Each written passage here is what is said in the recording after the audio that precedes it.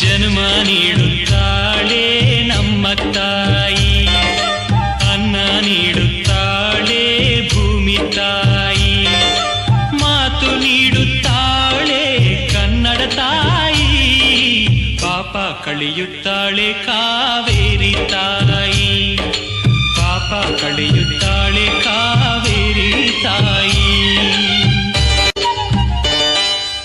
ಓದಿದರು ಗೀಚಿದರು ಒಲೆಯ ಊದಬೇಕು,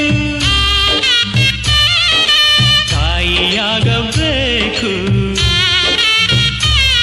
ತಾಯಿ ನೆಲದ ಋಣ ತೀರಿಸಲೇಬೇಕು, ತಾಯಿ ಭಾಷೆ ನಿನ್ನ ಮಕ್ಕಳು ಕಲಿಬೇಕು.